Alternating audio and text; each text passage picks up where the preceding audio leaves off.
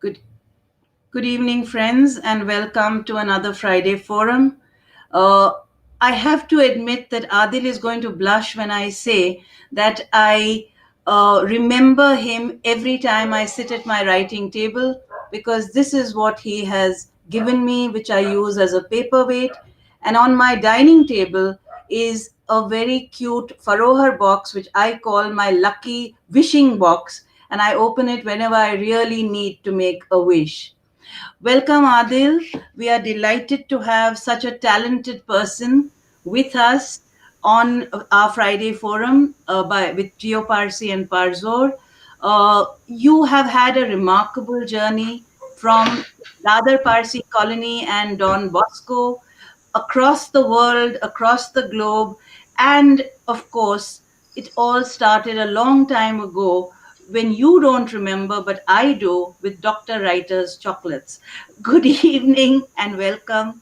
And I hope all of you will have questions and lots of interesting stories are going to come up and some wonderful, talented work. Enjoy yourselves. Welcome, Adil. Thank you. I'm trying to get my mom to log on. She's still having problems. It's okay. Technology. Mothers are very important. Please, somebody help her log on. Thank you.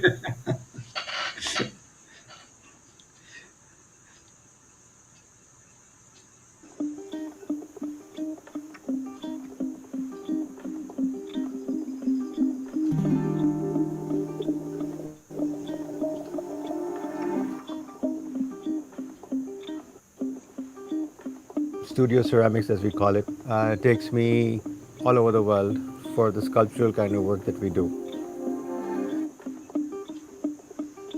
How do I come to clay? If I were to know that, maybe I would not be in clay. Clay just happened. So the way I work is very intuitive. I have no idea what this final piece will look like.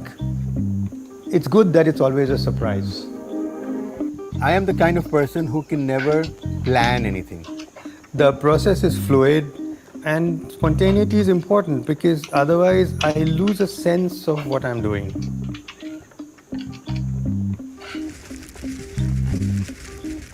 I love fire.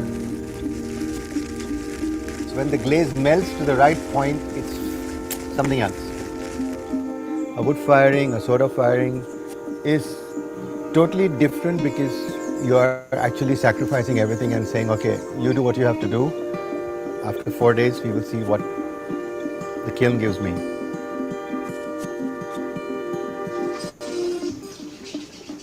Most people are either doing functional ceramics and doing tableware and doing cups and plates and bowls. And then there are people who are doing sculptural work and studio ceramics, as we call it.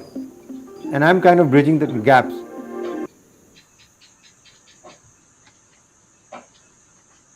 Adil, Yes. how did you come to ceramics and what was the reaction of your very well known family, which was basically a business family? I remember these boxes of Dr. Writer's chocolates. These were a special birthday gift in my childhood, which is many, many decades ago. And I'm sure people in the audience will also be remembering them, especially the gold chocolate. But do tell us about Dr. Writer's chocolates and your family story. So I have spoken to a lot of elders in the family. Strangely, there's not too much data information available. These boxes I located on some obsolete website a year ago and just bought them over. They were not sending them to me saying, "Sir, there is no lid on it." I said, "I don't care, just send it." So I got these. I had never seen anything like this before in my life. I have never eaten a Dr. Writer's chocolate, although there are friends of mine of my age group who say that they have. So I'm surprised about that. So the story being that my great grandfather was commissioned by the government of India to coat quinine tablets for the Indian army in Russia with sugar to make them palatable. And after the war, there was no need for those things to be around. So he started coating nuts with sugar. And then the sugar became chocolate. And then they went into jams and confectionaries and sauces and everything. When my great grandfather died, my grandfather took over. When my grandfather died, my kaka and my dad were too young to take over, so they sold the company. And that's all I know. Okay, can we see some pictures of your family? And can you this obviously is it's about a very well-known gentleman, because the Gujarati version talks about a well-known Jatosti Vyapari or businessman, and Uh, there's also a very sweet little obituary from your family, Temina and Sheru, Bommy, and the rest of the family. that's In some, Fuji, my father, and my kaka, and Temina is my granny, oh, Bapeji. okay. So this is one little thing that I have lying in my house in Bombay on the wall. That's all I have. To the left are my paternal grandparents. To the right are my maternal grandparents. I never met uh, my Babaji. He had passed away long before my mom got married. And my initial childhood, I grew up with my granny and grandpa in Dadar Titi. Mom would drop me off on the way to work to their house near the station, and I would stay the day there. Could we have the next slide, please? Yeah. Can you tell us a little bit about the writer Motiwala family? So the Motiwalas are my mom's side. To the left, my Masi, the tall one, she married and went off to the US in 1969, I think. She used to be an Indian Airlines air hostess. Uh, and that's my little brother there. He's no longer little, Keku. To the right, my mom and dad's wedding at Paramkot Hall. And Okay. yeah, that's dad. I call this picture Daddy Cool. I still remember this jacket of his. This is the Mahabaleshwar Lake. We used to go there all the time because later on my brother got into Billimori High School, and all the holidays we spent there. To the left is Keku's Naujot. So that's us there. Okay. Next. Yeah.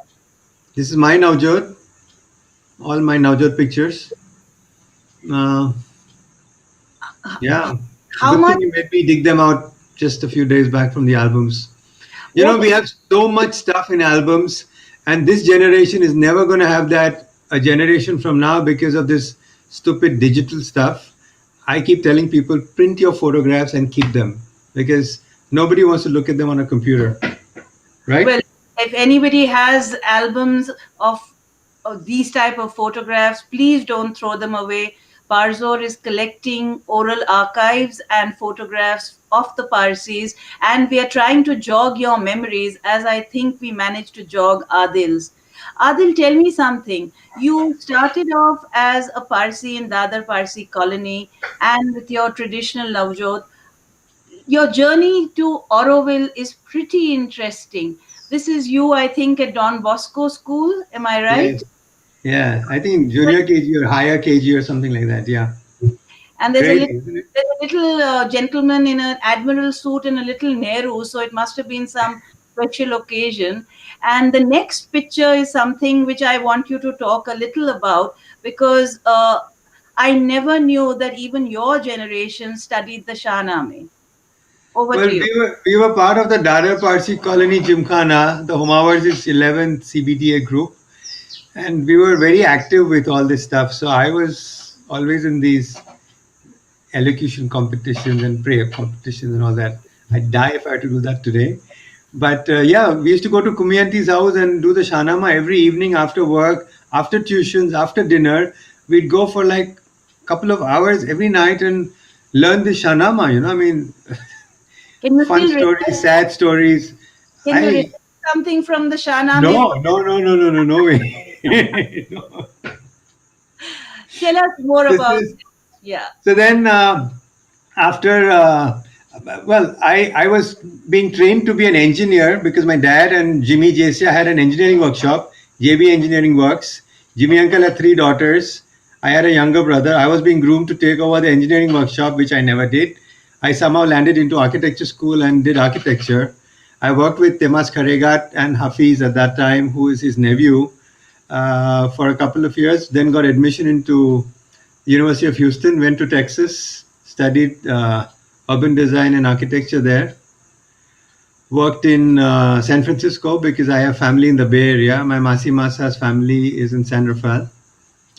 And then didn't want to stay back my life there. Came back to India and joined Noshit Talati, Talati Pantaki. I was an associate there till I went to Pondicherry in 1998. That is a very story. This is my house. I was an architect. I'd done my master's in urban design in Houston. I'd worked in Bombay as an architect for 12, 15 years. And I was actually losing patience in how much time it takes to build a structure in India. I think what I'm doing today, I'm still making buildings, I've just scaled them down. I designed my house, I had it built.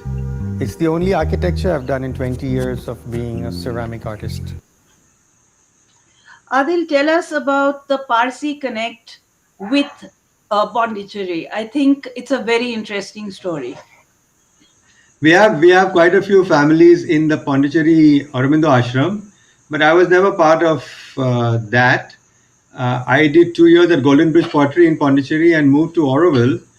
And possibly on the first or second day at the Auroville birthday bonfire, 20th of Feb, a friend Maurice was taking me there early morning to see the sunrise at the bonfire. And I was going on clicking a lady in front of me who had a rose in her hair.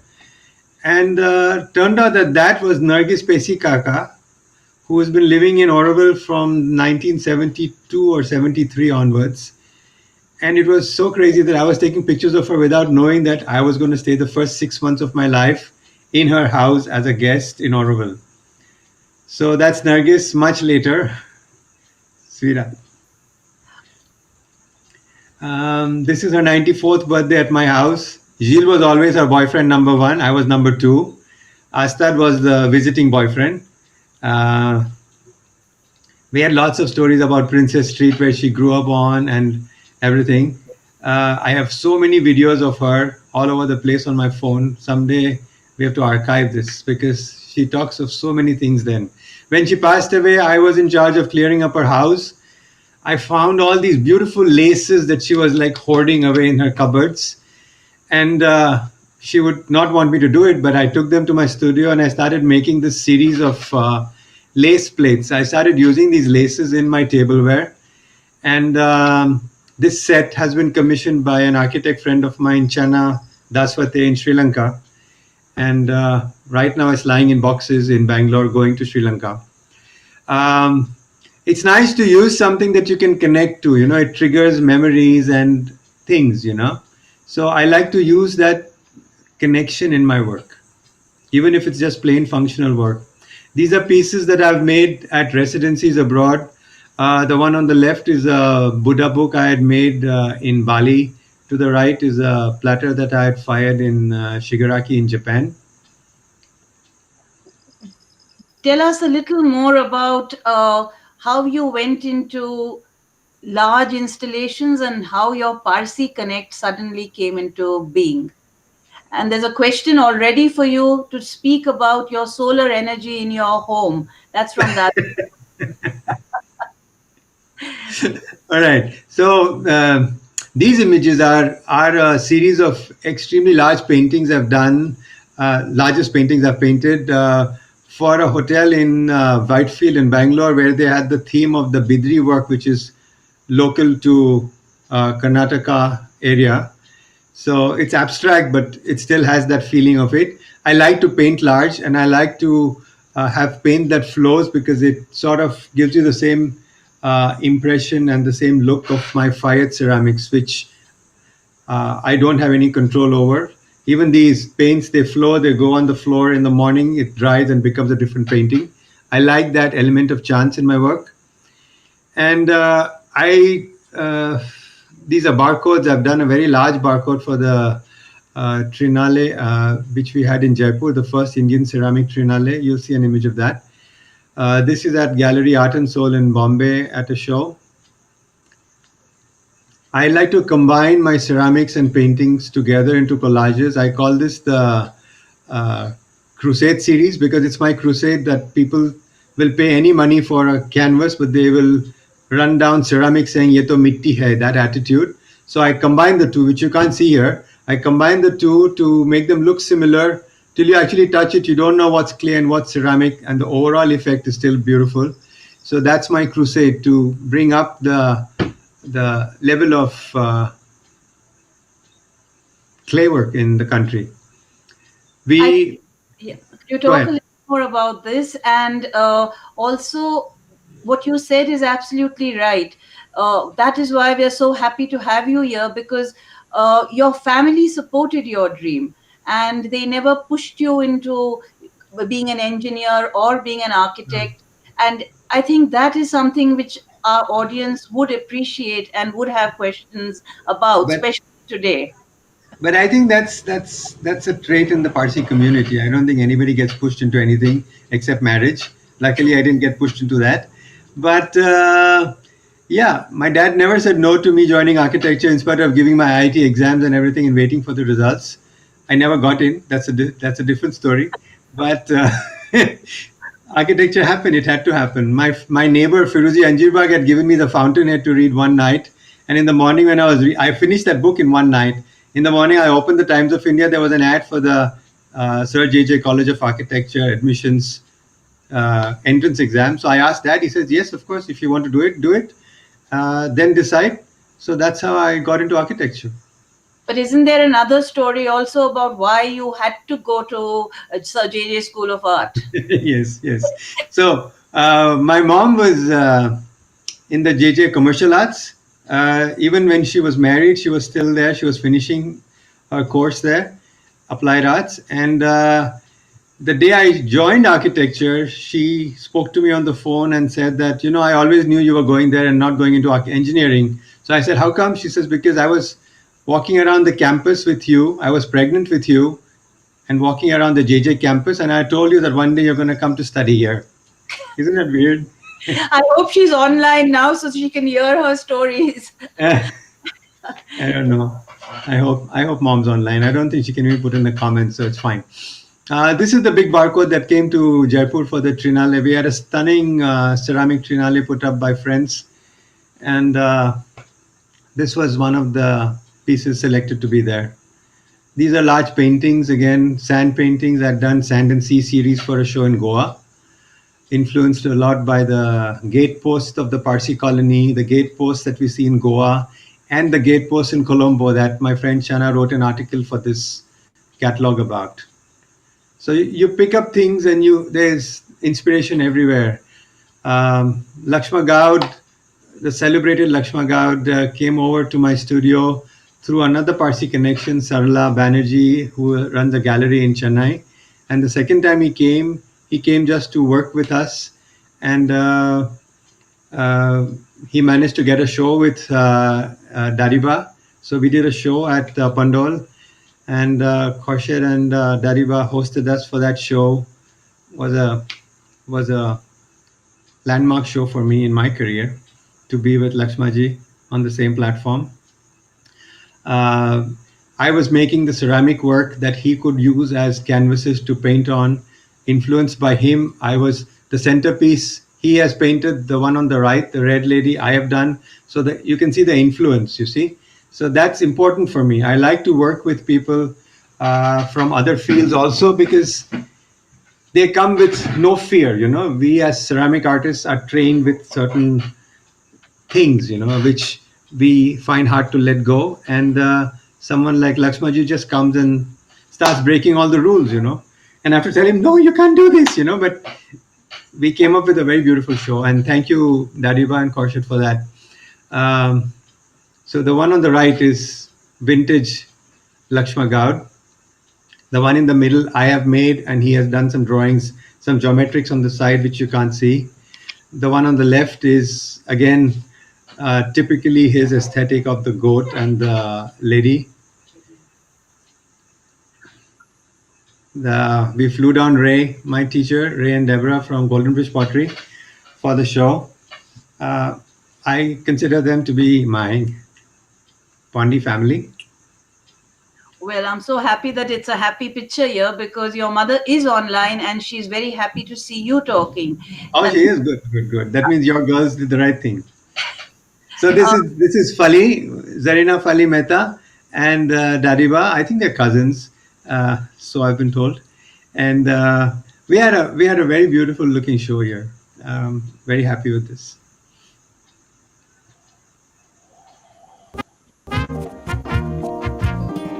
When a very well-known Indian artist, Lakshma Gaud, was coming to my studio, I made large boxes, which people know me for. And then they became canvases for him to work on, to draw on.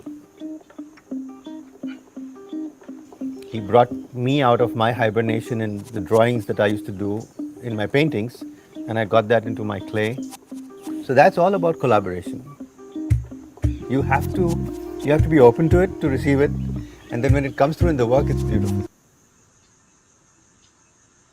Sorry, this film is a little disjointed, but Now I come to a part which a lot of people have been asking me about. What is the connection with cricket and Sachin Tendulkar? Do tell us this story, please. so long, long ago, I had spent 5 days in Zurich, not having much to do after the initial sightseeing, and my host there, Ramona Sunawala, was telling me, please paint something for my house. She had this beautiful white apartment, and I filled it up with a lot of paintings that I painted in a few days. Subsequently, she brought a few back, and Zahir Khan saw them, and he wanted something for his house. And being from the community where he is from, you could not have anything very symbolic or figurative. So we decided to work with this idea of him having uh, uh, uh, done these 5 wicket hauls, 34 5 wicket hauls, which is a big record in Test cricket. So I made him a collage of these cricket balls, which are wood fired, and they are like a mobile. You can't see the strings, but they are puppets. Daddy will like this, and they kind of tinkle around. And there's 33 balls, and the 34th is the actual ball from the match that he did that and won the record for it.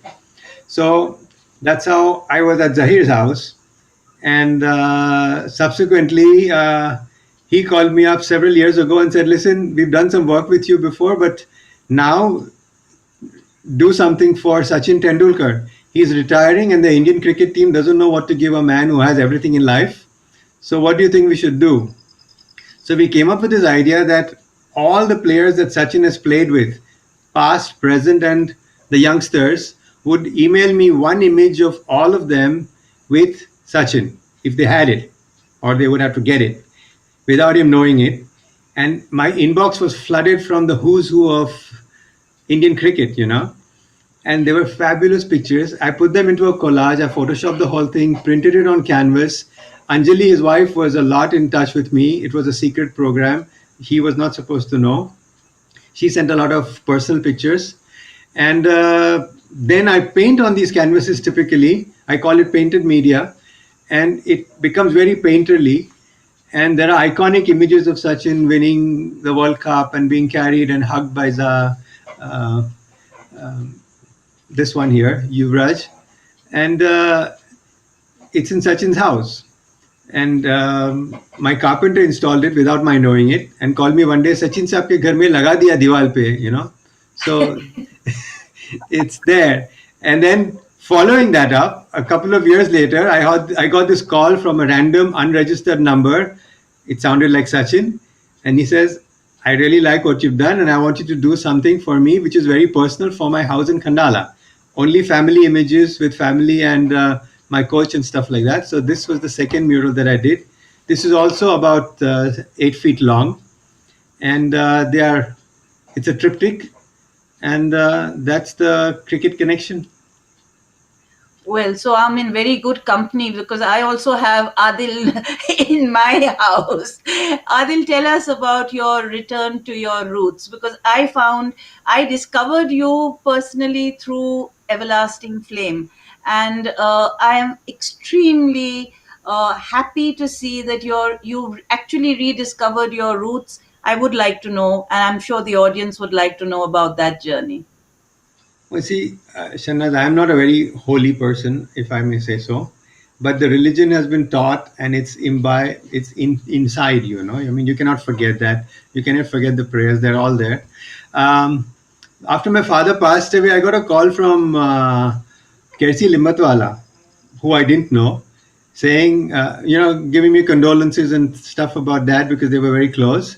And Kersi told me that, it's not the right time, but I should tell you that there is a slot available for a trip that we are making to Iran because a couple of people in the US did not get visas to go to Iran.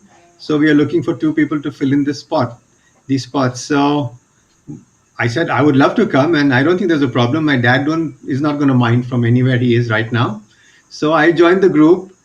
Uh, Very holy people. Everybody was doing kasti like 4 times a day in 4 different places, and it was beautiful. My point was I wanted to go there because I want to see where we come from. Right? I mean, we have picked up so much from India, and it's all become such a broth that I wanted to know what is the stuff we brought in from there and what we have here. I have friends from Gujarat living with me in Auroville, and we are constantly battling about this.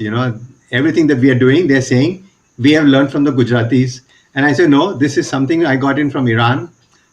Another reason which later on pushed me into making furrows because I used to make small furrows and people would complain कि "Man, Allah cracked cha." After I went to the Persepolis and I saw them all cracked all over the place, I didn't care about that. I said this is how it is meant to be, and this whole idea and notion that people want a Ganesha or a Krishna without a tiny little crack, which is an inherent thing in clay, is wrong. So I'm kind of making people get used to the idea that a Farahar, you'll see a few later, could also be a little mangled because that's how our history is. Yeah.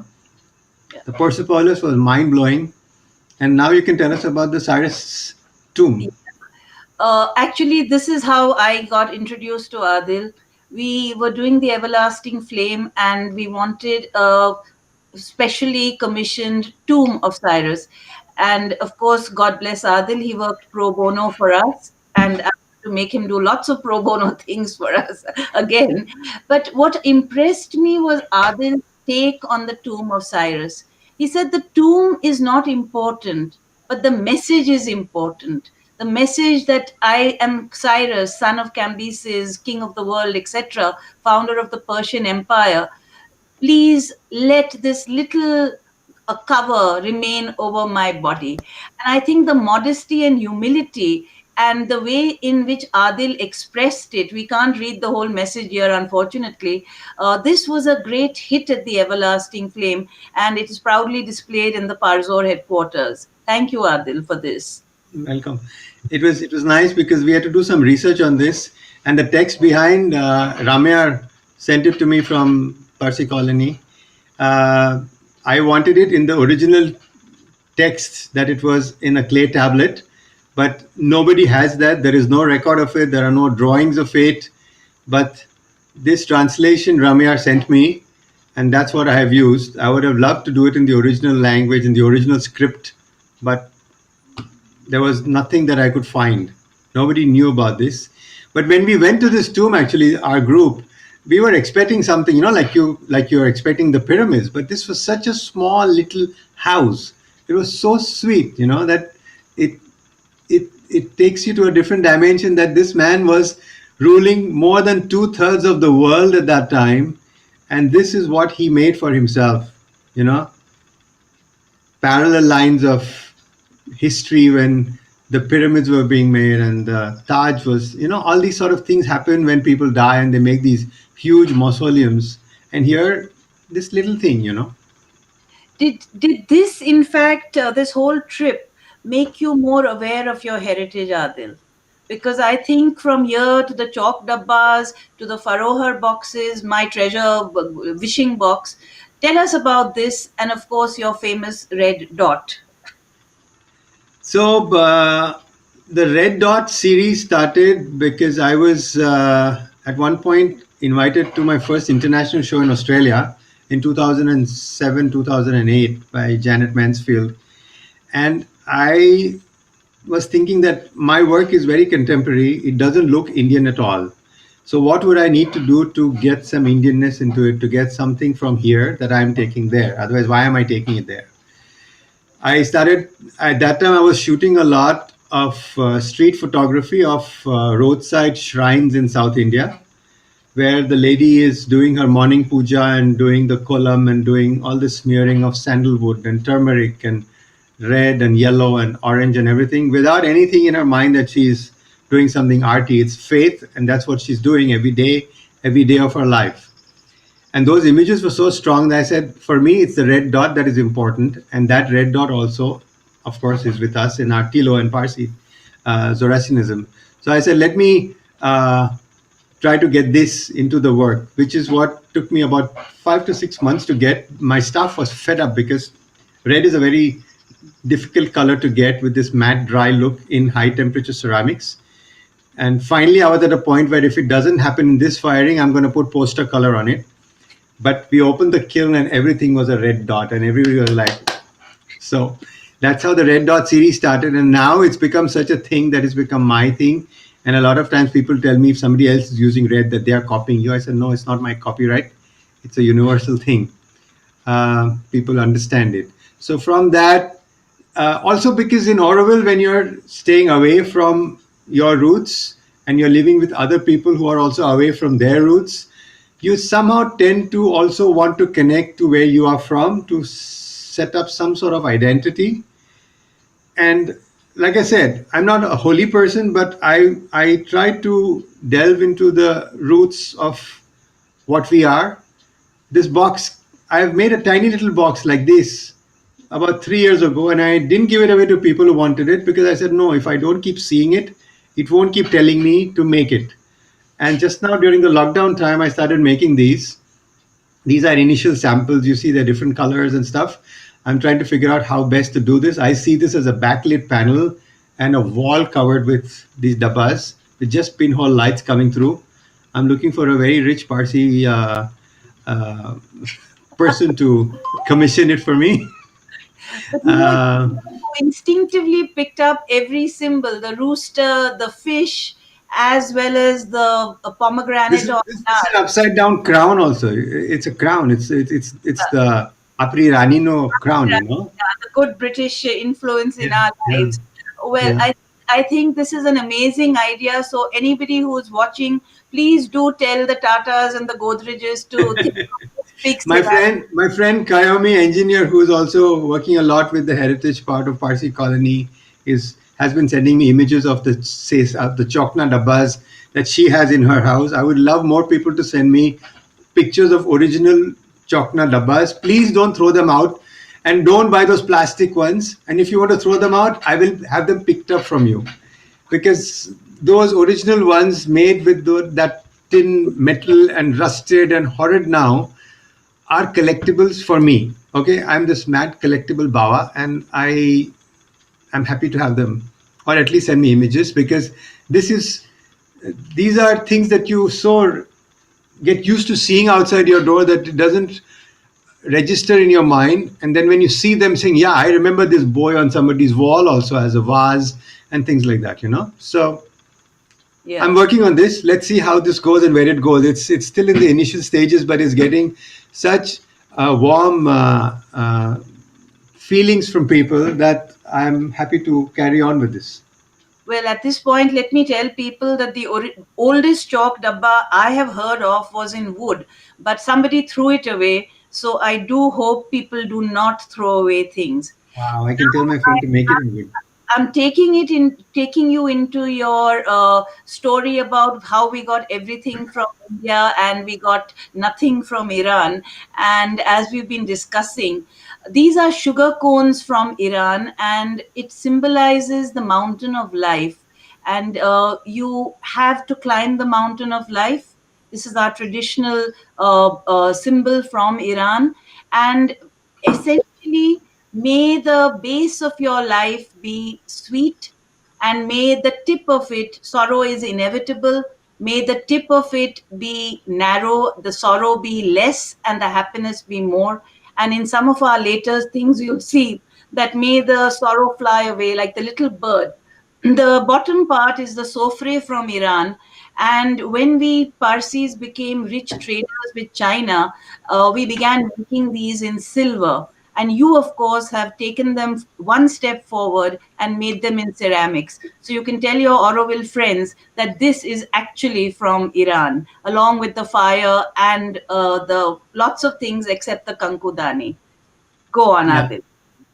So I like, of course, again, there was another show called 6 by 6 where three Indians and three Australian artists were making something out of their own tradition and passing it on incomplete to another person across the world, one of us six, without telling the person what it is. So people had taken different traditional objects from their cultures, and I had taken the sais, and nobody had a clue what it was. At least the Australians, the Indians knew, and it was nice that people interpreted it that way. So that is how I started making the says. And then of course I started making more saces, and I soda fire them, I wood fire them, I gas fire them, I paint them blue and whites. And it's so nice to see them in my friends' houses. A lot of my friends in the Parsi colony have them. A lot of non-Parsi friends have also taken them, because it's also something that you see in Kerala, you see something in Calcutta, and that, Shanaz, I have not figured out how this idea of this set is so universal in different corners of India. You know, it's not a Parsi house in Calcutta. I've seen it at. I have a friend who has it in a Mallu house in Kerala. So, what is this thing about the says which is in other people's homes also? I've not understood. Well, that's a long story, and we'll have a discussion on that later. But it is Okay. basically family unity and the Right. round circle of family unity. But now tell us about your Farohars and how you went into this. You said a little bit about it, but you've Yeah, got some so this is fantastic see Farohars. exactly like this one. You know, the Farohar looks beautiful when it's a little deconstructed. There are some cracks to it because it tells you the antiquity behind it, the stories behind it, and it triggers memories. I keep saying that triggers memories, you know. And I use the same Farohar mold. I have a lot of uh, kind of hand-me-down Farohars which are in wood, in aluminum. The aluminum cast ones, which are now collectibles from Kersi and Sillu Limbuwala, from Gifts and Things, you know, Laddie's friends. So I use those in my work today, and the boxes were boxes at one point, and then I had to make some for the Says Dabba. So I started putting the Faroer impression on them. I started the red dot on them, so it all kind of comes together into this little box. These are porcelain ones, and there's a story behind this. This piece actually is in UK now, and this morning my friend Percy Angleseria from the UK at 6:30 in the morning shot these and sent these to me. I didn't know him at all. He saw these images of some boxes, Faror boxes on Instagram, contacted me, says, I'm getting ready to propose to my girlfriend and in London, and I want to give her our ring in a treasure box, this Faror box. So I laughed. I said, how are you going to get it to London? He says, I'll manage that. You make it for me. So I made a set of 4 or 5 of these boxes, two of which I selected and couriered them across to him, and forgot about it. And then he, of course, proposed, and now he's married. And I keep telling him, show me some images of that. And this is the first time this morning he sent them to me. He's put these little lucky Swarovski turtles inside the boxes. And you see the impression, the face on the left and the abstraction on the right. And they are lovely little objects, but it's something that, you know, people say, what do you put inside them? It's up to you to decide what you do with them. Shanaz I, has one. I have the one, and I put all my wishes inside it. Right. So, Yeah, these, if you could tell us a little bit, because I know that you've done some amazing calligraphy work, even with Telugu calligraphy, if I'm not mistaken. Am I right? Tamil, Uh, Tamil, Tamil, sorry, Tamil Tamil. calligraphy. I'm in Tamil Nadu. Yeah. Yeah, sorry, you're in Tamil Nadu. So, could you tell us about your calligraphy and your very, very important example of being a sort of representative of India at these No, no, very. no, no, no, no, no, no. Don't say that. Of I'm course, you not. are. You're It's an artist. one You're of many.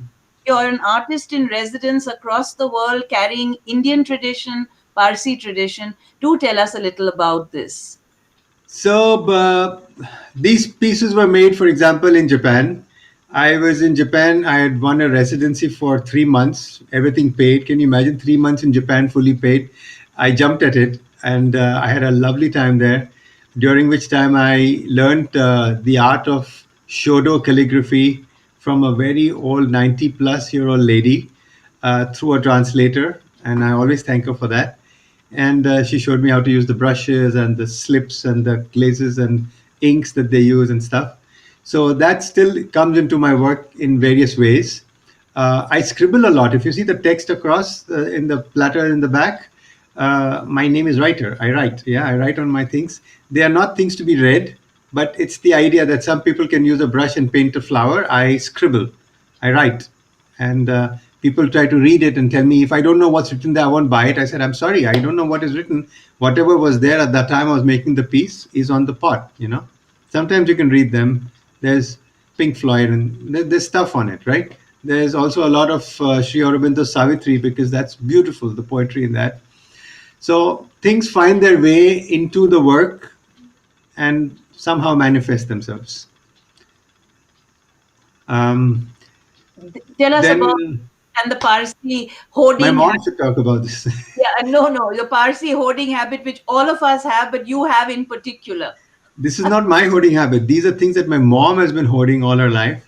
My mom has traveled more than me, and surprisingly, everywhere she was traveling, she was bringing back all these fragile, delicate ceramic objects. Poor Jalankal. But and then when something breaks in a Parsi house, you never throw it away. You always put it in a drawer. Okay, one day we'll fix it. So like this guy on the left is a rickshaw guy with this beautiful rickshaw, part of which is still lying in mom's house. And this fellow had broken his fingers and he's broken off from the main rickshaw and lying around. So mom started giving away a lot of pieces that were lying in her house, all this ceramic stuff, to friends because she's fed up of keeping them. And I said, no, I'm going to reuse them and I'm going to do something with them. So that little cow on top, for example, is a salt and pepper shaker. There's holes in the head. And I bring them to Auroville and I make tableaus around them. This was the time when this Gaurakshak thing was going on and there was a show in Bombay. So I had made this series called the Bovine Vigilante series. There are cows. There's a cow in this cage in the barricade in the front also. And I make a little bit of a statement and then I leave it to people to figure out what you make of that. Yeah, I'm not some kind of fanatic about it. So these found objects. This is actually a very beautiful big candelabra that mom had brought from down from California, which was in three pieces. We always saw these cupids in various forms of broken things, and I brought them down and I used them in these two pieces. The angel is a separate piece. These were on show at a gallery in Bangalore. And it's nice because I don't tell you what this is. I make up my story with what I do, and I leave it to you to make up your mind and tell me what you see in that. That is very important to me. These were recently shown just before the lockdown at Tarana's gallery, Art and Soul in Bombay, for the All India Platter Show. I had co-curated this with Shayanti Salvi. And at that time, there was this banana that was extremely famous for somebody who had bought it for millions of dollars in the US. And I brought that banana aesthetic. And of course, we are going through political turmoil in this country. The same time, what's going on in the US with the Trump administration. So this was a series of three platters of the people, by the people, for the people. And I'm using these faces as vehicles to express things in the series, which is called Sweet Dreams. You'll see that later.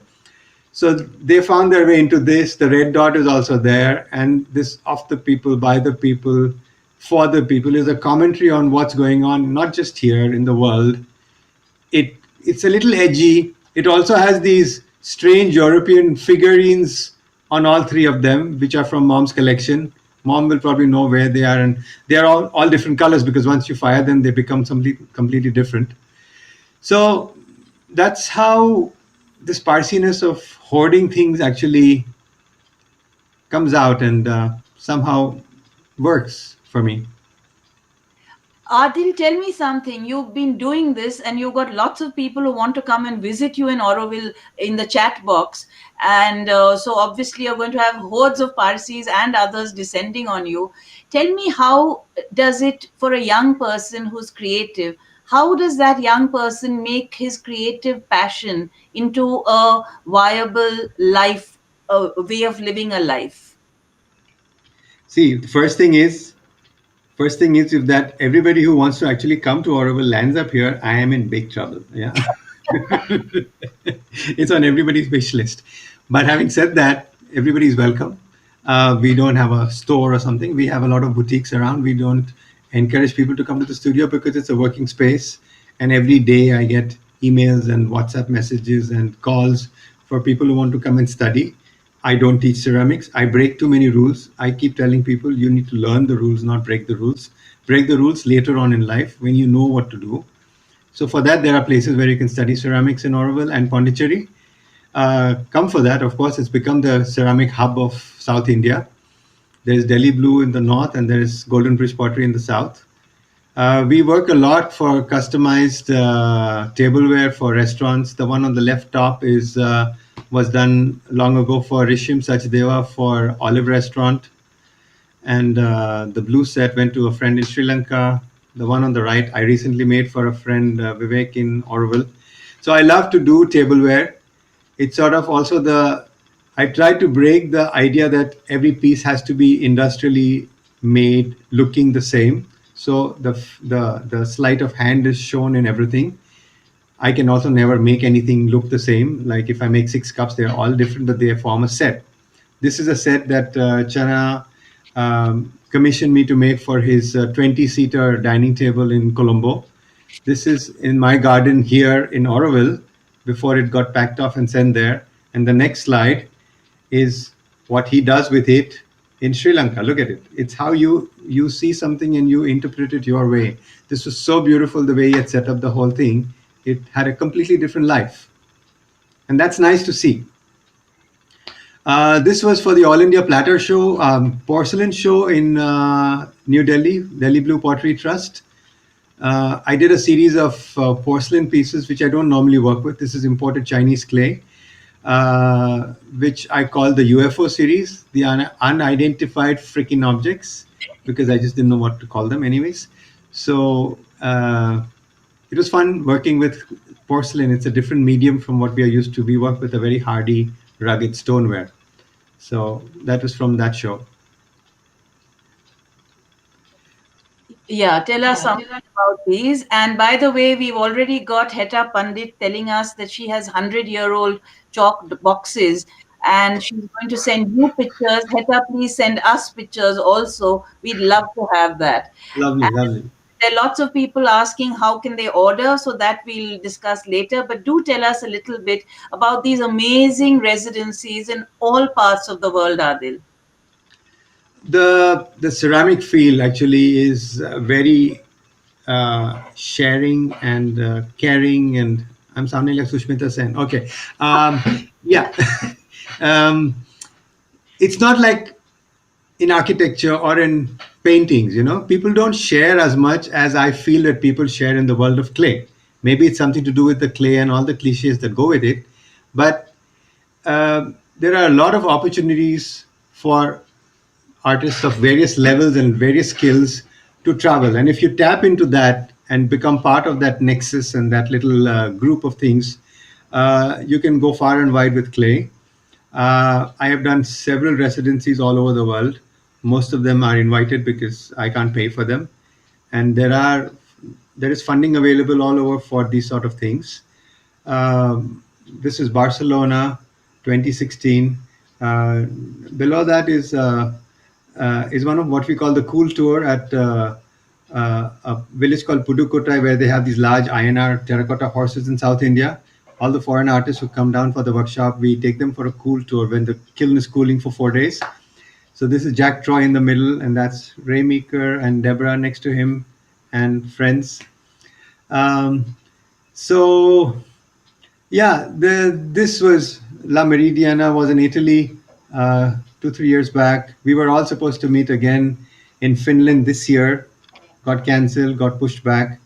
Shamai, my friend on the extreme left in the lower picture, arranged a residency for us, 4 of us. Uh, Shula, Ofra, Shamai, and myself in the Caribbean islands.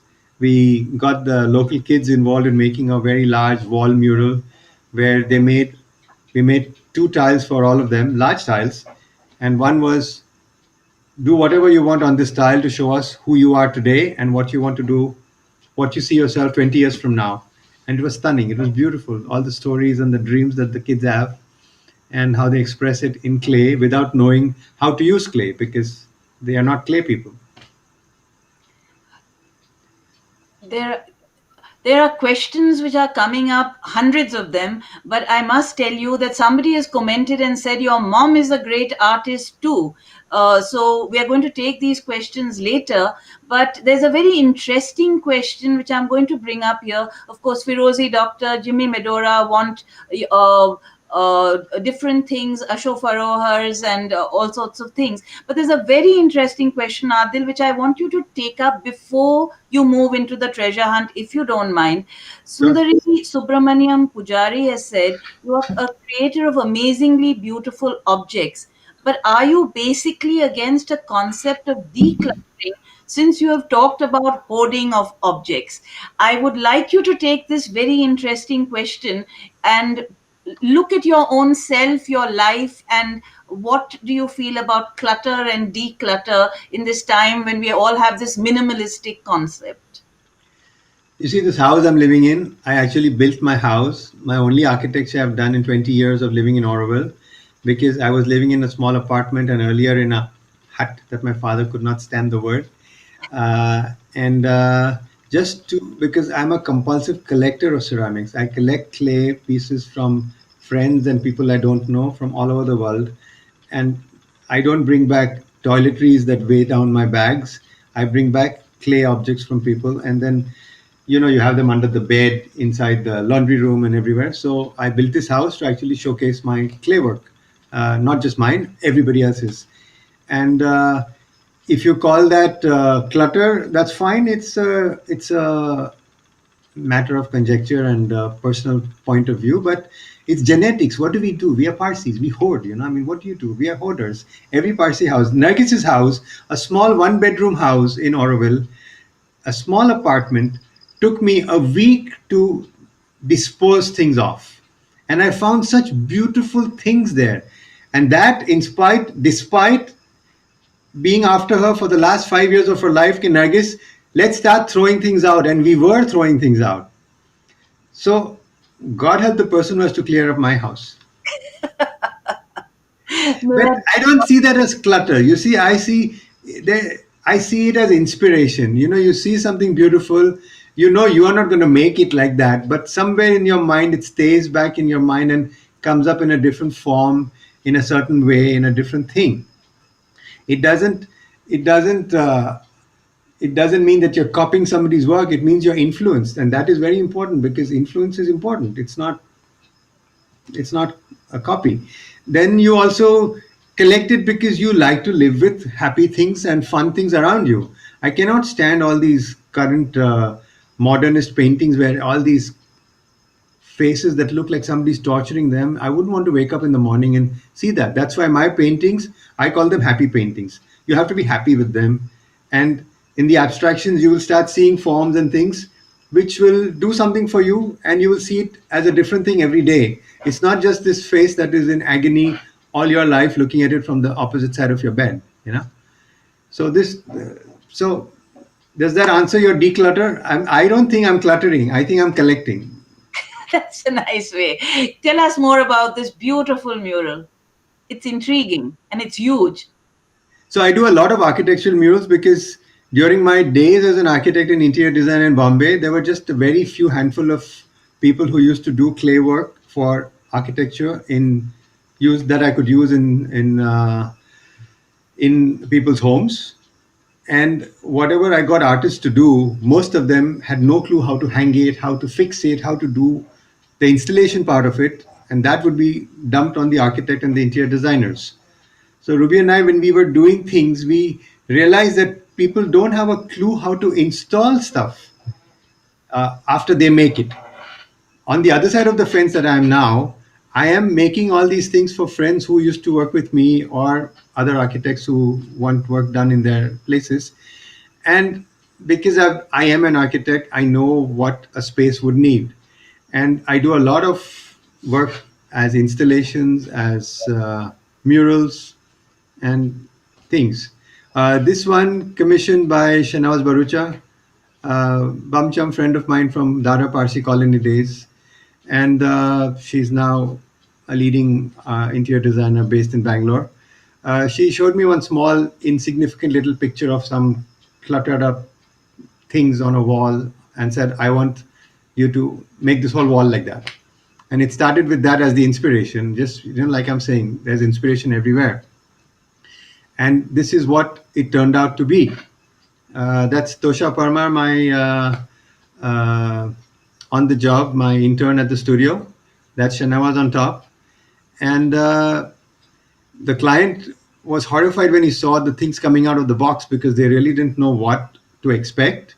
And I never send photographs because it always misleads people till you actually see it the way we have seen it.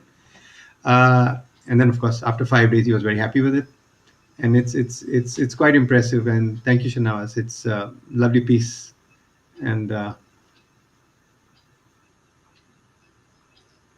yeah.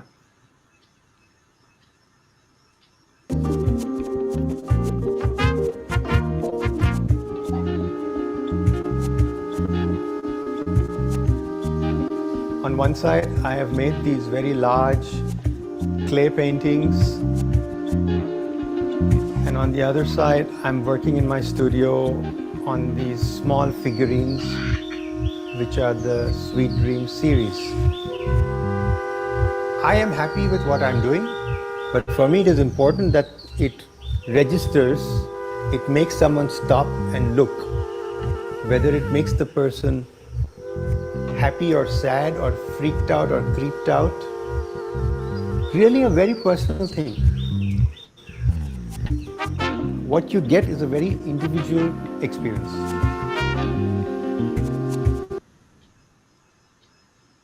Adil, before you move in here, I have to tell you that your signature there looks very much like the Dr. Writer's gold bar.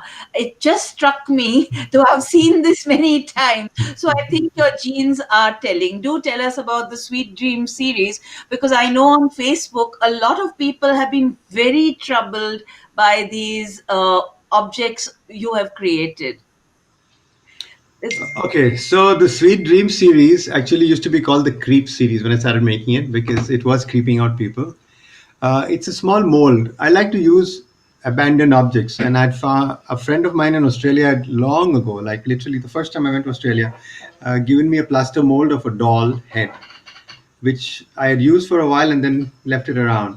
And I started working on it for the last 2 3 years. I've been making these objects. Uh, some are very sweet, some are difficult. Uh, and I'm not making them with a show in mind. I'm not making them with a project in mind, and that is why I'm enjoying the process. I also like the fact that it bothers people, and I also like the fact that a lot of people who write badly about it get blasted by other people also who say, please carry on, who's this person to tell you what to do. So um, it's something that is there, and look at the sweetness in it, look at the beauty in it. Of course, the children who come, my friends children who come, they want to come and play with these things, whereas the parents try to shield them away, that don't look at this. So I think it's our mental conditioning over the time we've lived our life that associates this with images that you may have seen in life, whereas a child is open and naive and sees beauty in a form, even if it has horns or it has a thing here or it has a screw in its neck or something like that. Make up your story and tell me what you see in it is important to me. It bothers people. There was a lady who wrote to me on Instagram who I don't know, who said, I am going to discontinue you. I'm going to take you off my Instagram because my mother checks Instagram on my account and she sees these things. She doesn't tell me what she sees, but I am troubled by what she's seeing. So what do I do? I mean, it's how people react, and that's fine with me. And then following that remark will be a lot of friends who will write to me saying that, it's absurd that people talk like this, and there's no need to get bullied by this. So it's there, I mean, figurines have been there, made in clay since time immemorial. And what do you do? This is what I'm doing, and someday it'll end up in somebody's house or in somebody's show, and it'll be the version of that mangled face on a painting I'm always talking about. But people will live with it and love it. Tell me something else, Adil. You have, before we come to this picture, which is not meant to be here. Uh, Have done you some got copyrights from everybody on that? No, Vaman has just told me that he's busy today. But I want to ask you something, Adil. Dadi, who knows you very well, and I, who have been observing you and watching your passion with that issue of clay, the earth, spenta armaiti in our tradition, as well as your deep concern for nature, your extreme, your very very modern use of technology, solar panels and things in your house.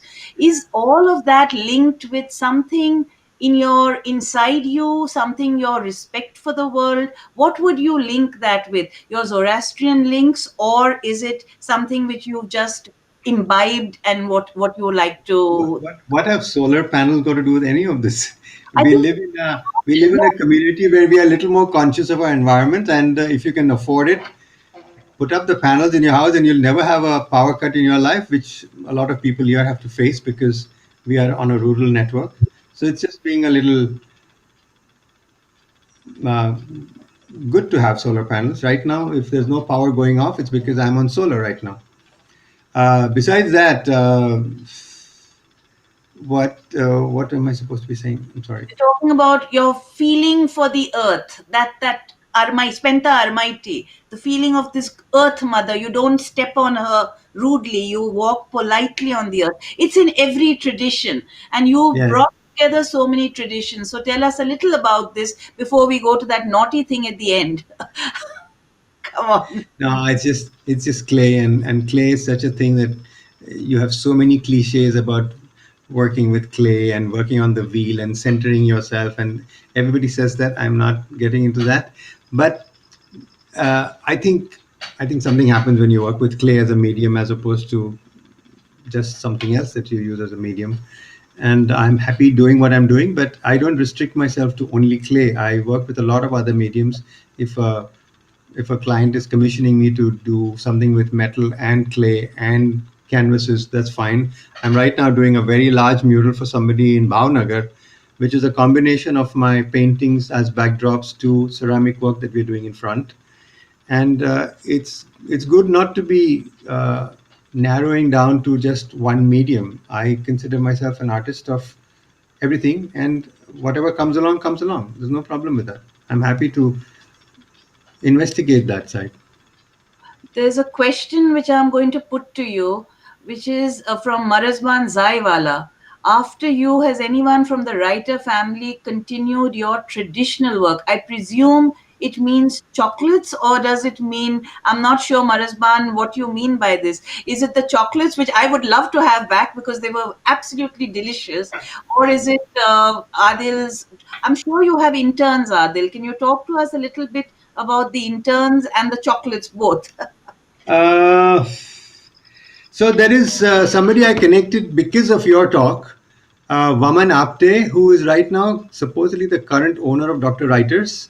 The factory is closed down, but wonderful person I spoke to. He has archives of Dr. Writer's products on glass slides, he says, which I want. He might be online today on glass slides, which he's promised to digitize and send to me.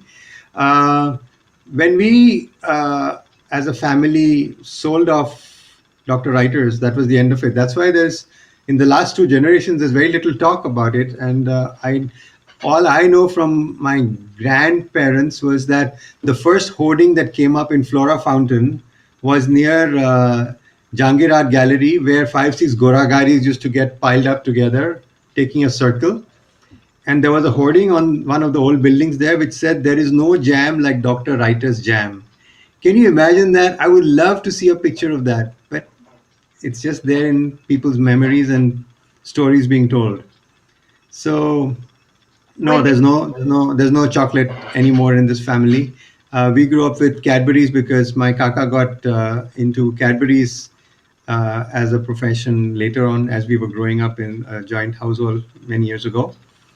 So I have never seen Dr. Wright's chocolates. And currently, Mr. Apte says that Sushard's from Switzerland has tied up with Dr. Writers, and we might be seeing a revival. Who knows? Well, that would be absolutely great. And we definitely, I will expect a little bucket as my present, okay, for reminding you of that. Now we come to Adil's dream project. No, no, no, no, no. This is nothing to do with me. Tell me. This Is was your Ashteen is Ashteen online? I suppose he must be. I suppose he must be.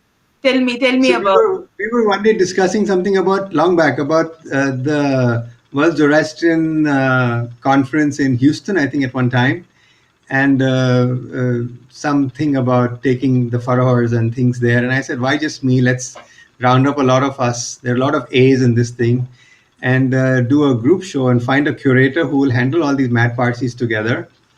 And can you imagine Dadi with his puppets and Asta dancing with us and Ashteen doing his thing and Arzan with that hammer of his? I mean, it'll be fantastic. Baman, you know. So uh, Baman doesn't know me, but he and my brother are, I think, somehow related because their dogs in the Parsi colony used to be screwing mates. They were getting married. Please, polite. Something like that, yes. Government of India show. Okay. You're related through your dogs, but that's a very good Parsi tradition in any case. Yeah. Thank you so much, Adil. It's been an absolute delight. And there's so many people who are saying they love your work. And Rinchin says there should be memories in the artifacts you have at home. I- Yazid Kapadia tells us that Parsis are exceptionally talented, etc., etc. No, Ashdin is not watching you. His mother says he has a show on in Hyderabad today. Yeah, Ashton is Mutta again. Now what to do? Acha, Ashdin is Motta Gerno. For those who don't understand Gujarati, Ashdin is the big boss and comes from the very fancy family. Adil, you are a writer, so don't give us that false modesty, okay? We're all going to look forward to lots of chocolates and more than that, lots more ceramics, lots more brilliant ideas. And congratulations on the great work you've been doing so quietly for so many years. Can you tell us a little bit about Roshan Kola Pitawala's question about your mother? Your mom was a great artist too. Can we just My mom was doing modern art with inverted flower vases, oil paintings in the 60s and 70s when nobody knew what modern art was. We still have some paintings of her at home, and I have her portfolio with me, and I keep telling her she should start painting again. You never know; it's still there. She says she used to take me as a 3-year-old to her painting classes, and they would put me in front of a big table with a big paper and pens and paints and all, and I would be a quiet 3-year-old doing whatever I wanted to do there. Nobody saved those paintings. I would have loved to see what I was doing at that time. But yes, mom had done some very beautiful work in those days. She used to work as an advertising thing. Those hand drawn advertisements which used to come in the newspapers, done by hand with text copied from the books which had different fonts. I still have all those things lying with me at home. so I Thank hope you. one day we'll be able to have your mom also in your place, and you will be sending messages to her. Maki and Len Trumbull are saying, watching your very interesting video and hearing your life as narrated by you, your travels, your unique creations. You have a very creative mind. They love your work. Thank you, everybody from across the world, Australia to America, for joining us on Friday Forum. And we look forward to having all of you with us again next time. Thank you, Adil, and looking forward to seeing more of your beautiful creations across the world. God bless Thank you, you. Shahnaz, and thank you, Kritika, and thank you, Matab and Farzor. It's been great fun. It was good to dig out all these pictures from old albums that I have lying around. And I'm still telling people, please print pictures of today. You will need them 50 years from now. Yes, that's absolutely true. And if they're in color, please keep them in black and white because color fades very fast. Mm. So both of us are going to encourage hoarding, but hoarding of the right things, hoarding of memories, I think, is the most important hoarding you can have because that's something no one can take away from you. Yeah. Thank you, Adil. Thank you, Mata. Thank you, Kritika. And thank you for a lovely audience. You've been really interactive. We are very happy to have you with us. And please come on. There are lots of other interesting Parsis and their stories you can learn about. And you can also see that the whole idea of Geo-Parsi is to not just revive the community, but also give the community confidence that people like Adil, people like Dadi can walk away from fantastic businesses and become great artists, well known across the world, presidents of their association, just by following their dreams. Thank you, everybody. And across the world, good night, good morning, good evening. I really don't know which time zones we are in. Thank you,